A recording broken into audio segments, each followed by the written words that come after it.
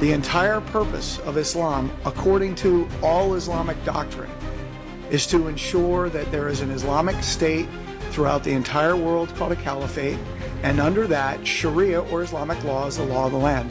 That's it. Islam is no more complicated than that. Islam breaks the entire world into two parts. The Dar al-Islam, where Sharia is the law of the land, and the Dar al-Harb, the house or abode of war, where there is not Sharia as the law of the land. The function of Islam is to eliminate the Dar al-Harb until the entire world is a Dar al-Islam.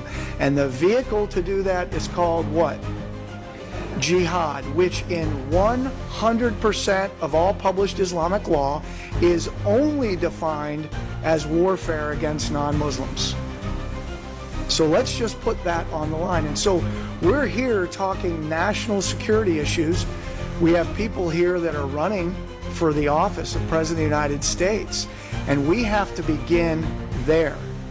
And what I would put forth is that since, and actually prior to, but since 9/11, our entire national security apparatus has been unprofessional in its approach to this war, from the four-star generals to the office of the president to the national security staff to the leaders of DHS when it was created, the FBI, the CIA, and other agencies. Because we have said this has nothing to do with Islam, despite the fact that our warfighting doctrine says when you analyze an enemy, you start with who he says he is and why he's fighting.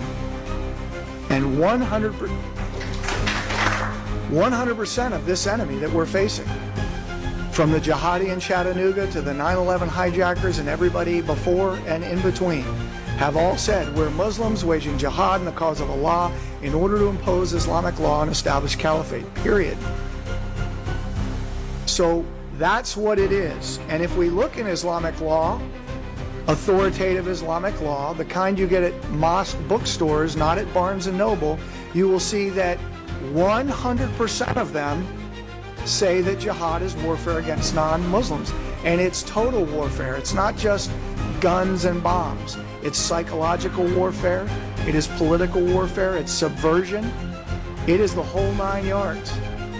It's total warfare, complete and total war against non-Muslims. But this Islamist ideology is a direct threat to our freedom, because at its core it is a political ideology that seeks to create a global caliphate that governs us here in America, threatening Western civilization, governance by Sharia law, governance by what they are calling their Islamic principles.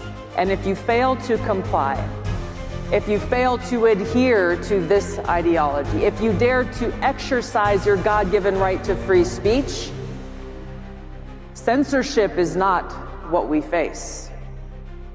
They will use violence or any means they deem as necessary to silence us.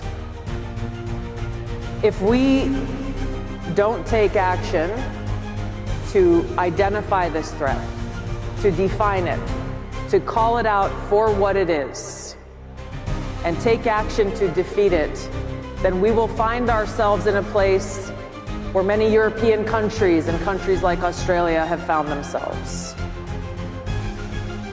Countries where you can get arrested for praying silently on the street corner, as has happened in the UK. Countries where you're going to be arrested for putting up a social media post that someone finds offensive somewhere. The threats from this Islamist ideology come in many forms. As we approach Christmas right now in Germany, they are canceling Christmas markets because of this threat. In places like Dearborn, Michigan and Minneapolis, Minnesota, Islamist clerics are openly pushing this Islamist ideology, trying to recruit and radicalize young people.